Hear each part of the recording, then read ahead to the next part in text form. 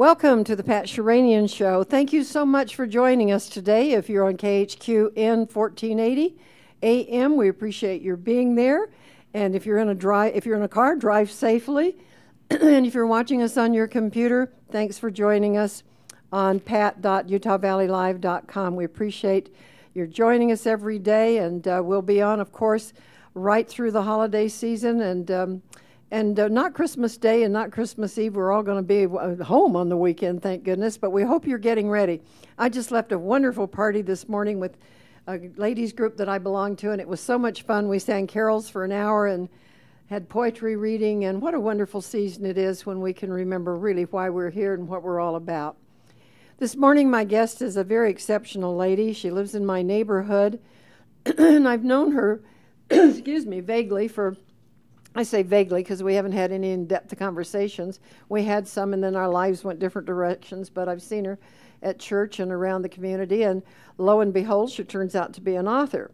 Now, I'm going to tell you her age because I've found out that when you turn 80, you begin to be proud of your age, and it's significant. And if you're sitting home and you think, I'm 55, I'm 60, I'm retired, what am I going to do with my life? Well, here's a lady that knew what to do with her life, and we're going to talk about this morning. And you are going to be so thrilled with what she has done.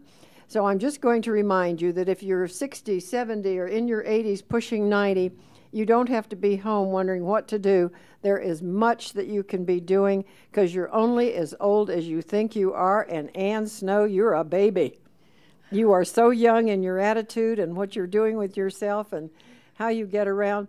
The other day she was running, she got out of my car to go and get a friend that we were giving a ride to, and she literally jogged from my car to the door across the grass. It had snow on it and the whole works. And you are how old? 87 and a half. 87 and a half. See, when you're young, you do the half, and when you get older, you do the half. And she is. And she was out there just running, and her daughter's in studio with us. And I know you've got remarkable stories, so if we run out of everything to say here, we're going to get you aboard and you can tell us all about your mom. But meanwhile, let's tell the audience why we're here today. And Kelly, I'm going to hold this up. I don't know if you can get a shot of it or if you... I don't know that it's on the internet so you can pull it off, but this is Ann's new book, and it is The Missing Link on Mary Lincoln. Do I need to turn that one way or the other? Does that work better? Okay, there you go. All right, we got it. Thank you. Now, Ann, tell me what inspired this book. Where did this come from? Well, I've always admired Abraham Lincoln. And because more books are written about him than any other president or famous American, I've read a lot of them. And I was so disturbed by the negative things that were always said about his wife. It's true. That's really all I've read about her, that she was kind of difficult. And you read this book and you'll realize the real Mary Lincoln. And not until I read a book entitled Mary Lincoln, Biography of a Marriage by Ruth Painter Randall did I then realize what a wonderful woman she was and what a bad shake she's given. Anyway, I just want to tell you about about this Ruth Painter Randall because she was the wife of J.G. Randall, who was a foremost Lincoln author and not publisher. He was a scholar and an author, and he wrote the book Lincoln the President. And so she was privileged to be with him at the opening of the Lincoln Papers on July 27th, 1947. That's a whole year after he's died. And that's the law, that the president's papers are kept private. Right. And then when they're open, and she was really blessed because she had access to all these papers, and it had a lot of little-known manuscripts in it, collections in it, and private safe deposit boxes that yielded letters that had never before been used. And anyway, the results of her biography answers once and for all the charges leveled against Mary Lincoln for over a century and a half. And so this book, as small as it is, you won't believe it, but it's a truth. It takes them from their births to their deaths, both of them. How can you tell all that in one book? Well, you find out. I find out in this book. Now, this is for our radio audience. This has a blue cover with a little yellow band across the top, and it's the size of a piece of notebook paper as far as the outside size. So it's not quite as big as what we call a coffee table size, but it's larger than a regular book size. And it has wonderful illustrations. We're going to be talking about the illustrator. But this is written for youth. It's written for what? Children, what age, I would say? Well, it's actually geared, it's written for children and their parents and their teachers. Okay. Because in the schools, the children's books were telling terrible lies about Marion Lincoln. They were saying he was a sad boy brought up in poverty, and that's not true. And it said that he had a sweetheart that he pined for all his life, which is the biggest contrived lie, I should say, that anybody has ever written, and thanks to his old law partner, William Herndon, who he did not give a appointment to when he became president. And he was so... we'll talk about that probably a little later. Okay. But so you've gotten it straightened out at this point then with this book. Yes. Okay. Now let's talk about where you can get it. This is published by iUniverse, and if you go iUniverse.com, you'll be able to buy it. Mary, do you remember, or Ann, do you remember how much this costs? Yes, it says right on the outside. It's printed, and it says like $11.95. So that's certainly reasonable. And I'm very taken with the illustration on the front. It's really quite a lovely picture. It's a pencil drawing, ink drawing, and it has what we think is Mary Lincoln, what she looked like, and Abraham, and they're dancing. And I guess we never just thought about them having any fun. It seemed their life was so stressful and so forth that we didn't think of them having so much fun. Well, you know that they met in Springfield, Illinois, when Mary went to live there from Kentucky, where she was born. Now, I want to tell you that I asked my nephew, who is a renowned artist, Scott Snow, you may recognize his name, and to draw a picture. Every book has a big, fat, sad-looking woman. He does. Well, grieving. She looks sad, and he looks sad. Yes. And when she moved to Springfield, it was a lot different than Lexington, where she came from, because it was the new capital of the state. And so there were lots of young men there, and they all noticed this beautiful girl, and she was very popular.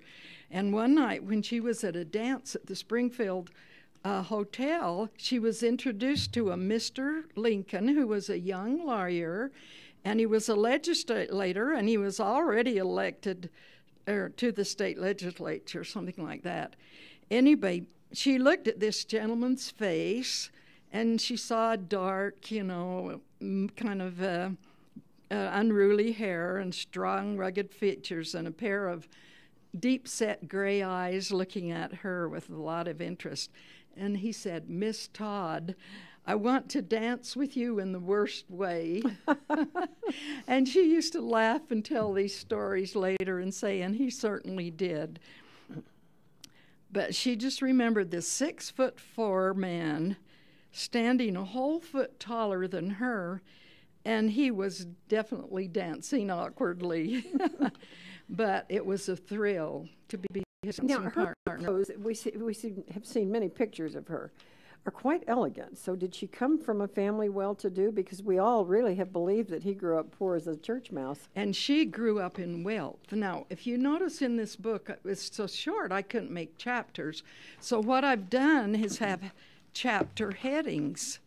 And the first one is comparing Lincoln and Mary on all these different so you tell their subjects. Story in really a very, very simple way. Okay, now here we go. You see there's Lincoln's cabin. Okay. And there she was born in a mansion. Oh, my and goodness. her father was very Where he was wealthy. born would fit into the foyer of her house. So she I is know, in a, and this a mansion picture is home. actually a reproduction of that house. Oh, that's wonderful. And every picture has an explanation under it so that it's copyrighted. To and our it's okay. audience, almost every page has photographs on it, and then under the photographs it says what it is, and this really is rather a comprehensive book to be as small as it is. As it is. You can read this in, an hour and a half, and it's just really, really, it grabs hold of so many things about him and about her, instead of making it all about his death and things that people didn't like about him. You've brought out all the positives. Well, and as you come through, you can compare their lives as they grew up. There's one heading that says sadness. It talks about Lincoln's mother dying when he was 9 years old. But then it also goes down and says, but Mary experienced the same sadness because when she was only 7 years old, her mother and the baby born were both died. Oh, my goodness. And they had a lot of slaves. And it was her mammy, Sally, that comforted her. And it names their brothers and sisters, both of them. So there's nothing left wondering, you know. You get it all out on the table. You know who the families were like. Take just a minute. We're going to take a little commercial break, and then we're going to come right back to you. And let's hear a little bit about the Kyani from Kent. Health and improved blood flow. Supports muscle contraction and relaxation, as well as nerve transmission. I use Nitro Extreme right before I lift weights, and I've never been stronger in my entire life. If you don't try Nitro Extreme, you'll never know what you're missing. Call 801-362-9552 to order yours today. That's 801-362-9552. Archive for later viewing. Also, Utah Valley Live is seeking additional programming for our growing network. Talk shows about religion or politics, how-to shows, and more. Go to UtahValleyLive.com and send us your contact information and the type of show you would like to broadcast. Thanks for listening to our... Okay, we're back. This is Pat Sheranian, and my guest today is Ann Snow. That's Ann with an E. And she's been cute about that. People have to put that E on there, and I've known some other Anns that don't want an E on there. So it's interesting to have it spelled that way. We're talking about her book. In her wonderful aging days, she found the time to do the kind of research that it would take to write a story like this for everybody, really, for children, for the parents, for the grandparents. And it's small enough you can read it in an hour and a half, and it clears up a lot of mystery and some things that have been falsely stated about Lincoln and particularly about her. So you found the charm in her, and I think starting out with the fact that they're different personalities.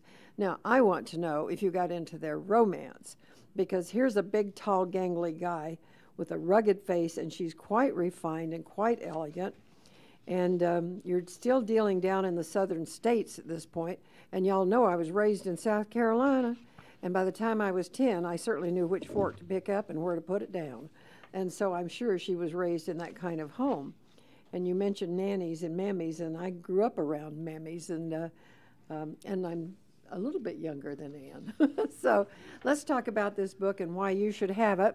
You can order it online by going to iuniverse.com and asking for the missing link on Mary Lincoln by Ann G. Snow. Okay, where are we? Okay, I was telling you that instead of chapters, I have headings on each page. Okay. And they go right from there. We talked about where they were both born. Okay. And also about the wealth that Mary was born into. But Lincoln's father was Thomas was no slouch. That was the days when everybody lived in log cabins to start out. And then they homestead and go west. So who has west. done this? Historians then have just decided that he was the only person that lived in a log cabin? Well, it was mostly Lincoln's former law partner, William Herndon. Right. He's the one that really spread the bad rumors. He really did this after Lincoln died. You know how they do make Right. money. Right. But anyway, you asked me a question a little bit about the romance. Okay. And you know how they met. Yes. You can look at the cover. Yes. That's how they met. Okay, they were dancing. He And wanted then to dance there's with a her. very famous quote that I read in lots of books. See, Okay. I've been wanting to write this book now for 60 years. Well, I have written it, and I've just been rewriting it. wonderful. And So finally it got isn't published. something I just did. Yes, finally. But anyway, this one, he wrote a letter to a friend, and he said, I was attracted to her at once. And because they were both deep thinkers, and because she had been schooled very well in a private school while she grew up, and the reason her father sent her to another school was because she was so far above everybody else. You got to read the book. So very, very smart lady. Yes, and she went to a school that was taught by some people that had escaped the French Revolution, and she studied French, and for 4 years so she became very fluent in the language. So did they date for a period of time before they got married? Yes, they did. Anyway, I've got a picture in there of Henry Clay's home. When she was a young girl, she used to ride her horse over there and visit him because he was a very good friend of her father. And she sometimes would go unannounced, but because of who she was, he'd always talk to her. He was the Speaker of the House. Right. And he was against slavery. And that's when she started realizing how mean some people were treating their slaves. They were even selling them. And they were just like members of her family, the ones that they had. And they had a lot of love going together.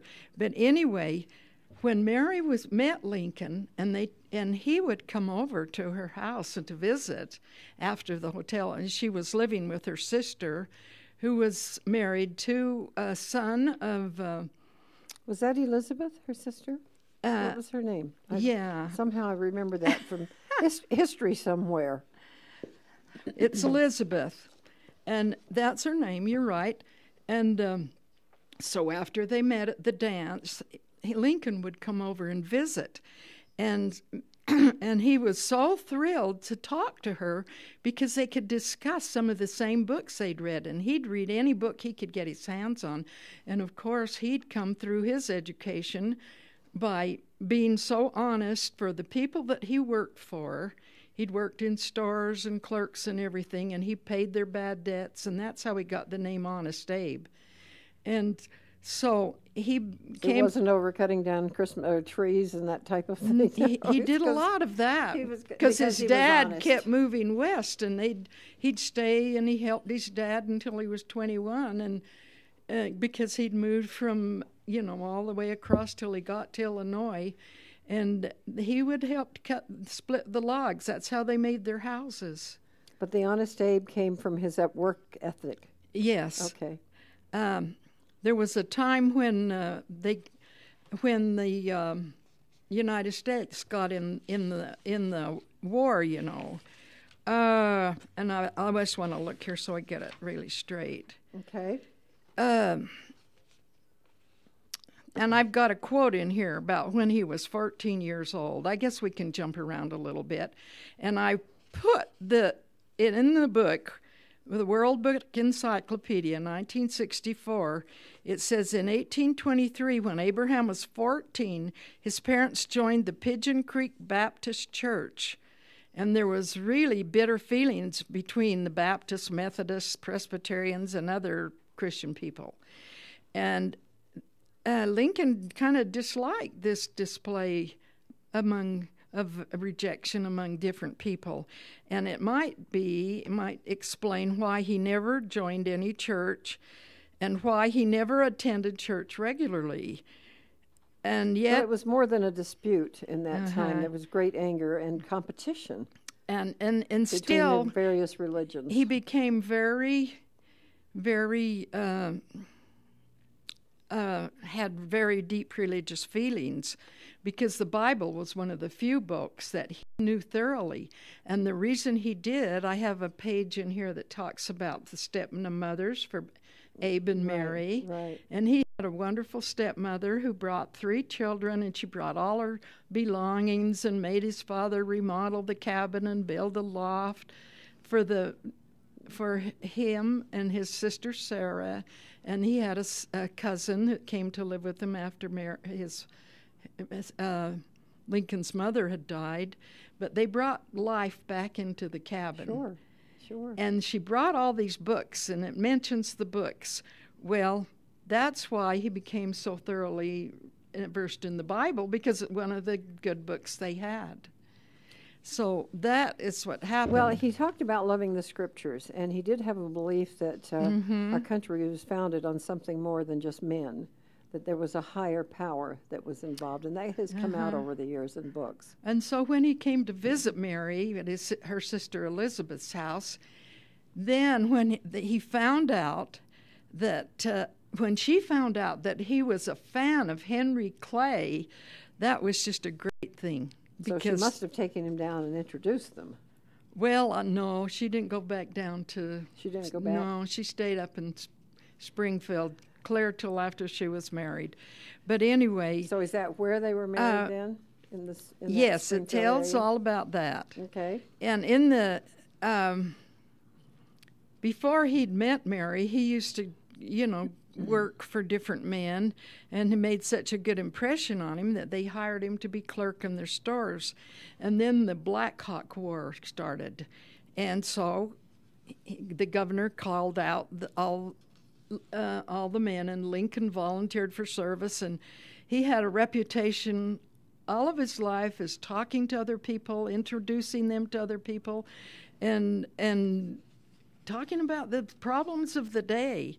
Anyway, the captain liked him so well that he was involved in a lot of odd jobs, and he even paid people's debts. Like I said, he's got his name Honest Abe. Honest Abe from his and business and behavior. That brought him into politics, and that's how he got into politics. And he was influenced by some of the men there. And one of them, he wanted to know why it was John T. Stewart, who he was a junior law partner for later. But John T. Stewart said, "Why don't you become a lawyer?" Well, how did you become a lawyer in those days? They didn't have very many law schools, but men had to study law, be in a law firm, and have all this different experience. And Lincoln even walked all the way from 20 miles to get a book about law. I remember hearing that story, yeah. And so he felt finally prepared, because you had to pass this test to become a lawyer. And he passed this test. It was about September 9th, 1836. And he became this junior law partner. And so when he was in the legislature, he became a leader, and he was one of the men that got the state capital moved to Springfield from Vandalia. And, I wasn't aware of that. Okay. And that was under his guidance. I remember studying that in history. And he was instrumental in getting canals built and the railroad through. I mean, all of this when he was very young, he was very influential. Well, at 6'4", he wasn't to be ignored, regardless of what he was doing, and with that, what they called a law degree then, certificate. And so, see, he was doing all these things when she met him on this cover when they danced. And, he was almost 10 years older than her. And you know how people are today. They push older men, why don't you go with this person? And they've picked up on some of those stupid stories and some of the women that he might have gone with. And he would say, "Oh, she has skin like my mother. She's so fat." And so when he met everybody thought she was too young for him then. Yes, they thought that. But she was so beautiful when he danced with her. She had this beautiful skin and very vivid blue eyes and beautiful auburn hair. Great romance. That he just really fell for her. And so he kept coming over to visit her. And Elizabeth would kind of watch and see, and she could tell he was a man falling in love. Ah, a nice romance. But she and her husband kind of thought he was beneath her station in life. And they kind of discouraged them to get married, and they were engaged at that point, by the way. He had proposed to her. And so I guess that's why they started interfering, because they were engaged. Well, because it could turn into something real, and truly in the South. I grew up with the word class. Certain people had a certain class, and when I moved west, I had to leave all that packed in South Carolina because people didn't talk that way out here. But in the South, it's still going on, I will tell you. There's the right side of the tracks and the wrong side of the tracks. We're going to take a break and hear from Mary Louise Zeller. Our sponsor, of course, our main sponsor for my show every day are the Kyani products, the Kyani Company, KYANI.net, if you'd like to look it up. So let's hear from Mary Louise. She is my upline. She is a blue diamond. She's a remarkable woman. She's only been involved in Kyani for 3 years, and I'll tell you, she is a complete champion. She's a Taekwondo champion. She's a 20-time gold medalist nationally and a 9-time gold medalist internationally, and she's now 68 years old, and she is still competing. So let's hear from her. Hi, this is Mary Louise Zeller, independent distributor with Kyani. Also Blue Diamond executive with Kyani. I've had incredible success. I am also a 6th-degree black belt. I've been doing Olympic sport Taekwondo for 25 years. I'm a master instructor, and I've won 20 U.S. national championships, gold medal, and 9 world championships over the last 25 years in Olympic sport Taekwondo. That required a certain work ethic. I certainly couldn't say I had extraordinary talent. I even have the wrong body type for Taekwondo, and I achieved that success with hard work. I've taken that right into Kyani. I've tried network marketing before because I'm a person who has always used supplementation for health and high performance and anti-aging. And the products of Kyani, I think 2 of them are breakthrough products, one of them leading edge. And I've never found anything that made this much difference in my performance, health, and my commitment to an ageless body. But also, in this economy, I think we have been as ill financially as I've ever seen in our lifetime. I've watched my husband lose probably 75% of everything he built up over 65 years of work, and it has been my privilege with Kyani. And I'm seeing that the company you're with, is it well funded? Do the people have integrity? Do you have a product that's life-changing, makes a difference? Will people stay on this product? And I have about 85% retention of the people started 3 years ago because the products work. And then we have a plan that was developed by the Japanese, tested, and proven over 6 months in the Japan market, which is the largest network marketing market in the world. And the plan works. It promotes community and teamwork. What has always been promised in multi-level marketing and never delivered that I've ever seen, where people actually work supporting others to have the dream. And this plan pulls for it. It demands it. So if I'm committed to other people's success, my success is assured in the process. This plan works. It pays from the bottom up on everything. So many of the plans, they call it multi-level marketing because you're played so many levels down from the top. It all begins with you. That's the infamous pyramid. As people that you bring people in, it expands, expands, expands. At some point, they cut you off, 9, 10, 11 levels. Probably 11 is the most I've ever heard of. But at some point, they cut you off from the biggest exponential growth. Doesn't seem quite fair to me because it all started from your effort. Kyani's plan, it's called a pay gate system based totally on volume, not structure. They can also, if you miss one piece of the structure, you just don't miss being paid on that one piece. You miss being paid commissions on the whole structure, and that's called breakage. That money goes back to the company or the people at the top, and that's how network marketing got its bad reputation. And this company is very fair, very just. They are committed. They actually are realizing something. I've said, gee, if you could empower the 98% who never make significant money in network marketing, wouldn't everybody make more money? It seemed logical to me. Kyani is proving that that is exactly the way to make the most money. They're a company that's going to go to $1 billion of sales in the next few years. They're going to make millionaires on the way.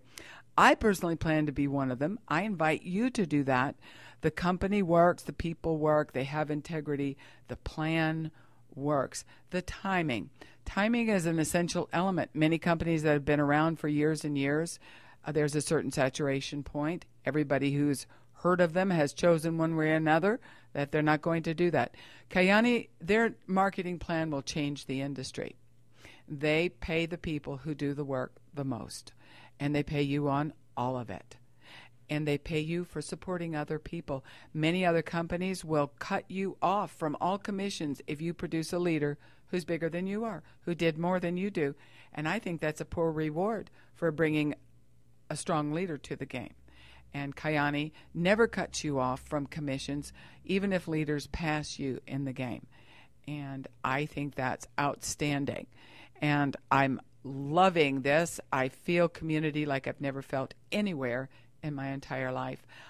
It's changing me. I'm developing myself into a world leader. I'm traveling the world. I didn't know how to do this. I wasn't a professional at it, and I'm making more than most professionals, doctors, lawyers, Indian chiefs. I am making more money with them, and I am empowering other people. So the level of satisfaction I have, I can't believe people can use people and have satisfaction in it, really. They have to ignore those feelings. And I have deep, profound satisfaction. And as I grow in my ability to produce more money than I've ever produced in my whole life, I'm growing in my ability to lead others and in my ability to have more myself. And this company, Kayani, has transformed me. This is the invitation. Find out about it. Go to kayani.net. I'm sure phone numbers are given out every day. I encourage you, find out about Kayani. It's different. It really is.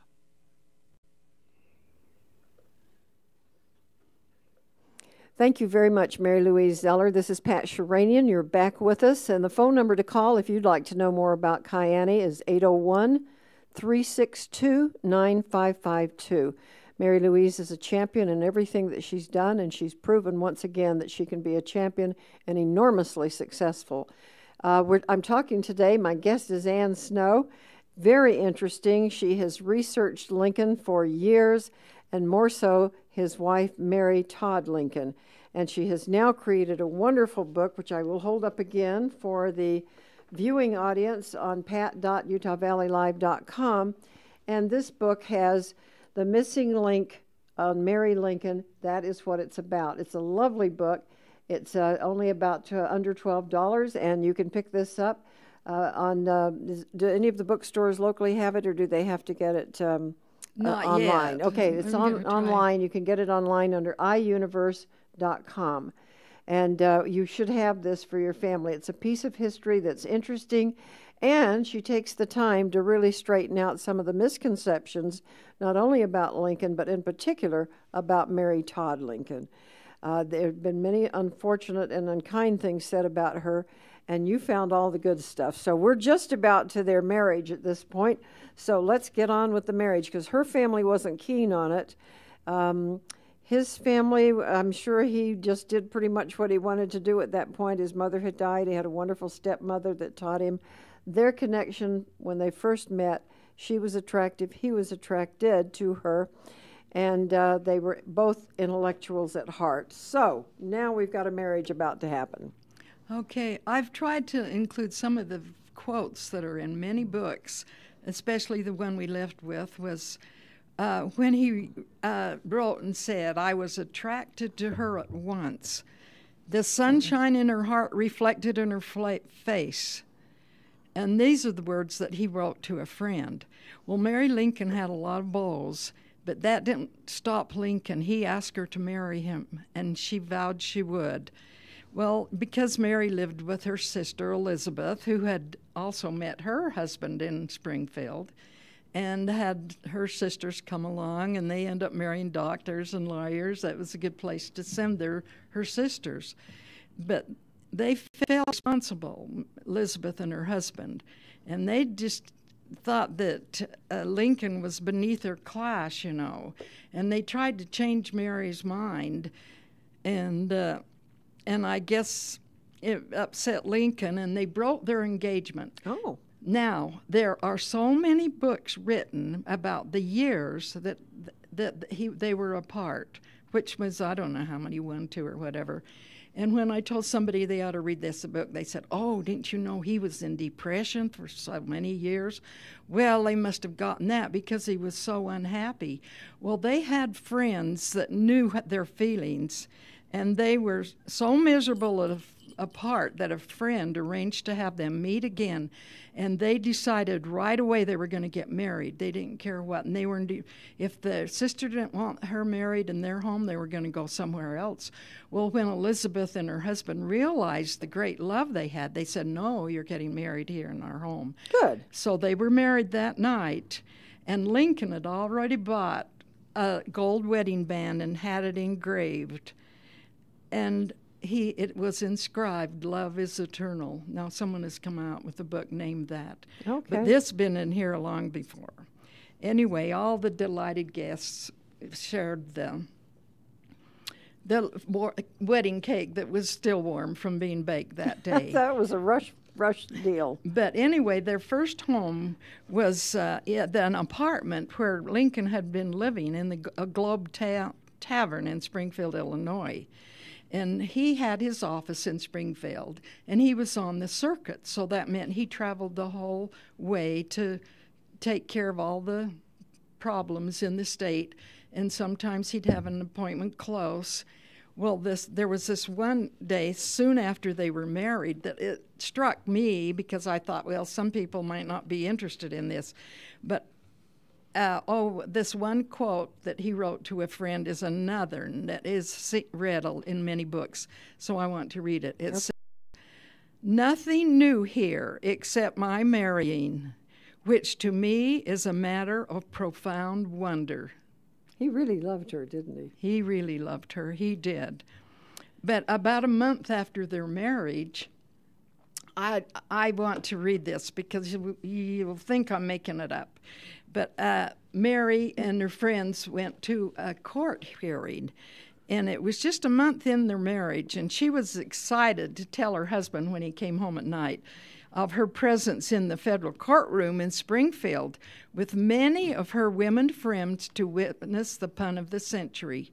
I've quoted this and told what page it's on because I'm not plagiarizing. Okay. This is Ruth Painter Randall. It says, "It is best told," is quoted from Ruth Painter Randall's book, untold the page, "a glimpse of the new Mrs. Lincoln under the most entertaining circumstances a month following her wedding to her beloved Abe."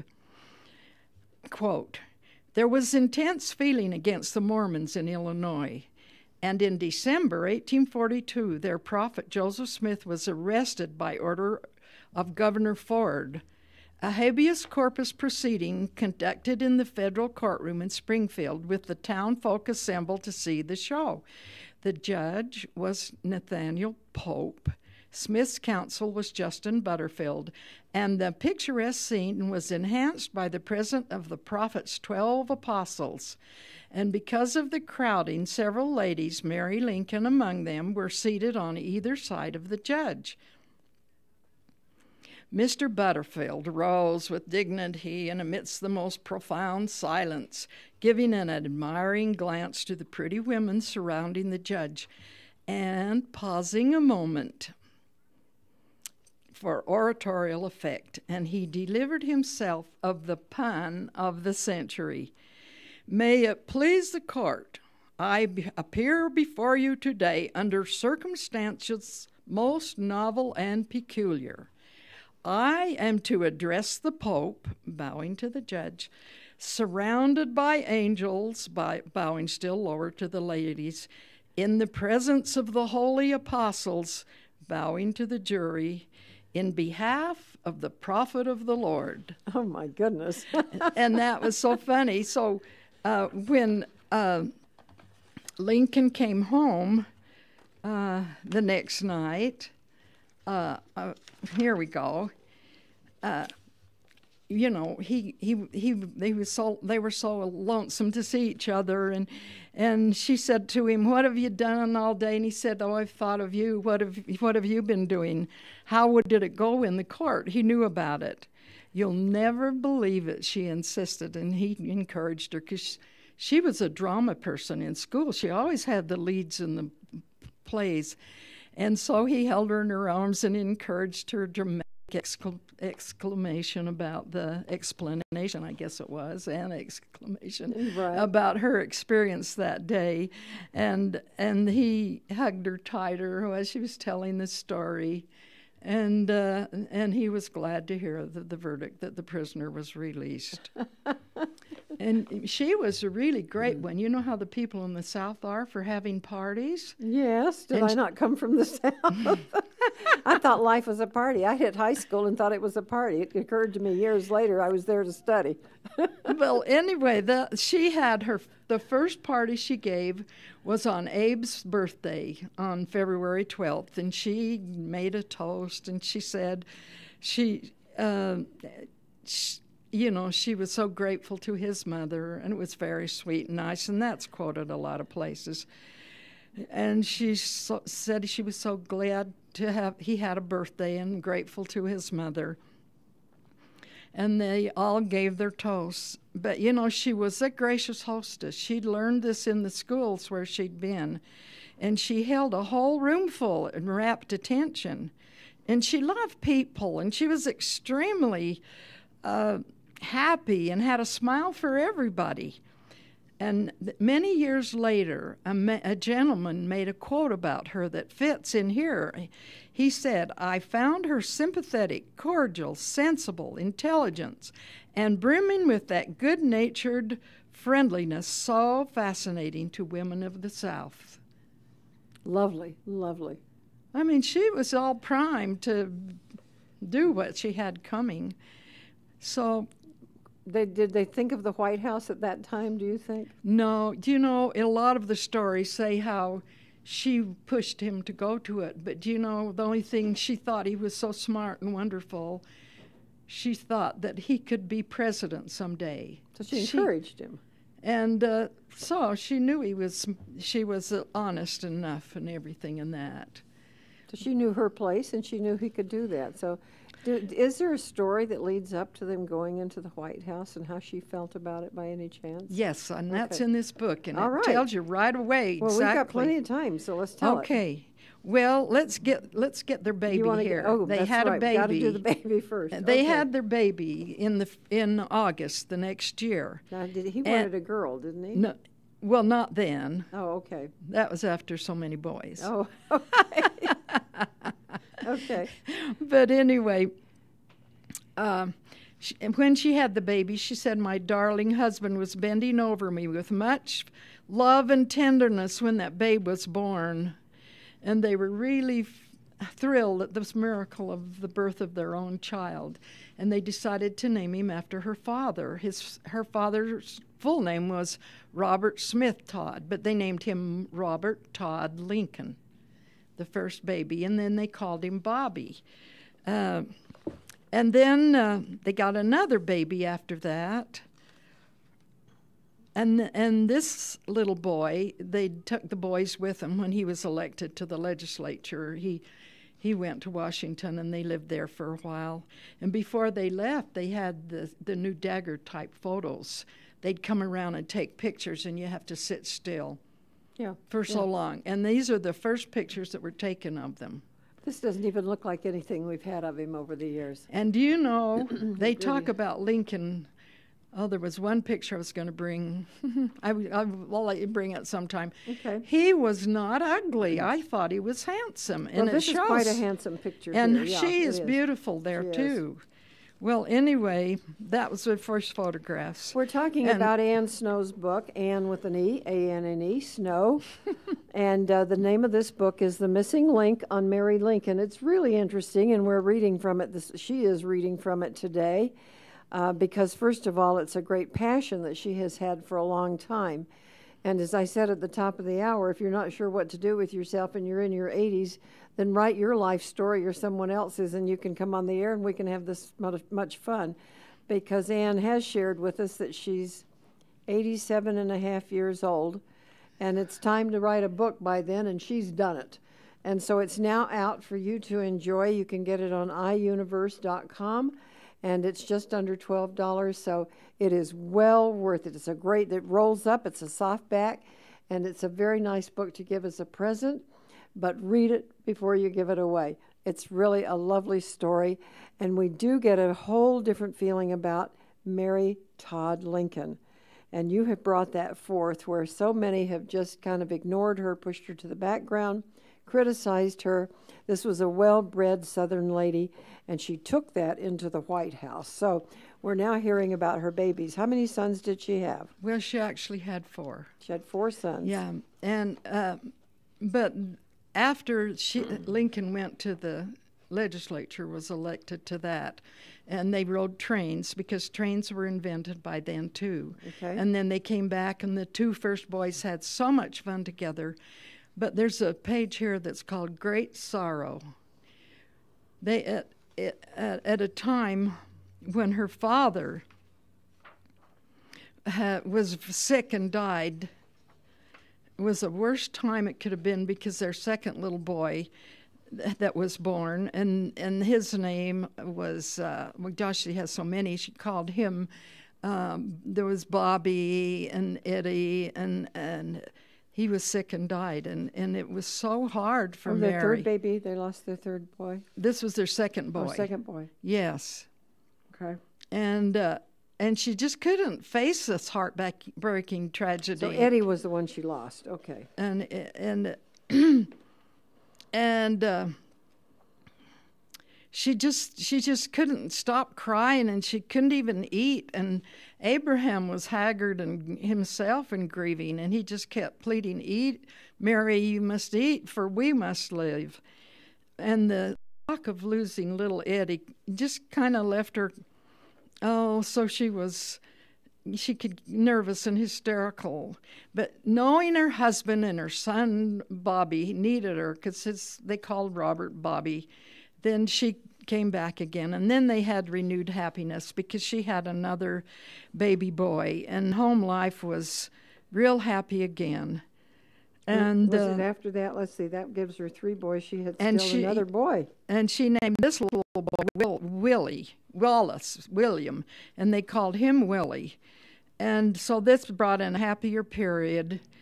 And the thing is, they loved their children, and they'd never spank them, and they do things that other people would just be shocked at. And they think they were funny. And they had that old Western attitude that playing tricks on people was funny, jokes, you know. Even Mary did. But Now, they had this all prior to going to the White House, right? Yeah, and they haven't gone to the White House yet. Just very soon. They had this renewed happiness. They had another boy. And then they thought, wouldn't it be nice to have a girl? She was brought up with all the beautiful clothes, and she still wanted to dress nicely for her husband. And so the Lincolns really hoped for a girl. Well, the baby came, and his friend said, "Oh, it's going to be hard on him," that traveled with him in the circuit, because they said he was so set on getting a little girl. And so when they had the baby, it was on April 4th, 1853, and Lincoln just said, we should have been born on April 1st, because it was a big joke to us that we got another boy.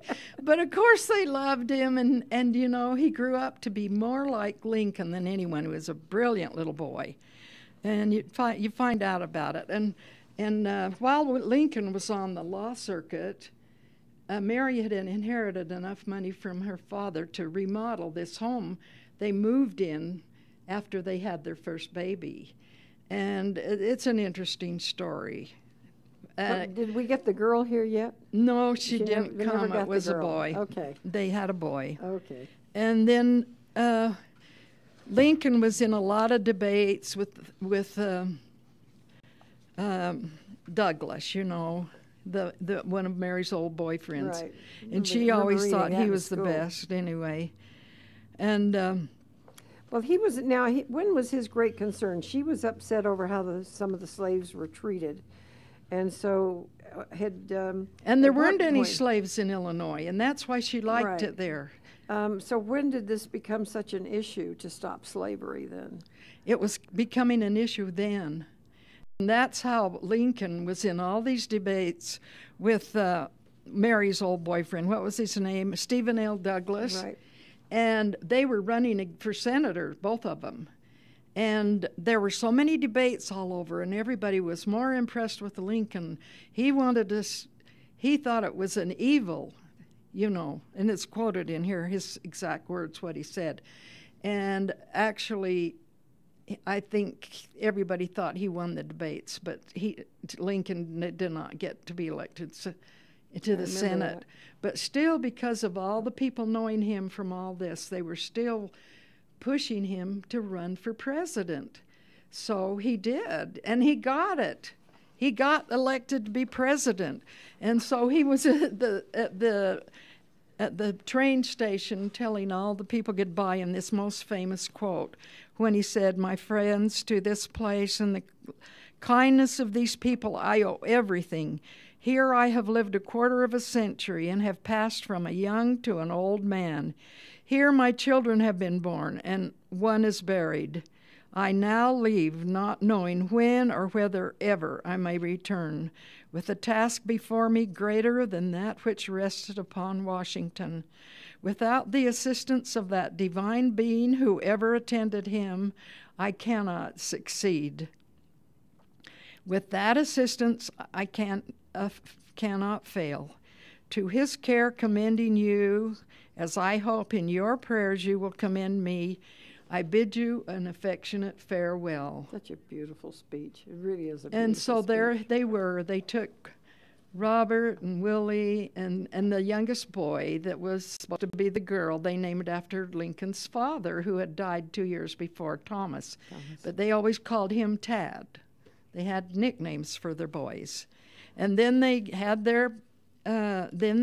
he was elected president, and he took his new first lady to the White House. Actually, she was well groomed for that Very role. well groomed. But when they went to the White House, there's a picture in the book that shows all of them. Their oldest boy was quite a bit older because the one son had died in between. Right. And he was away at school at Harvard all during the Lincoln's presidency. There's a picture of them all in the book that's Very nice. Very nice.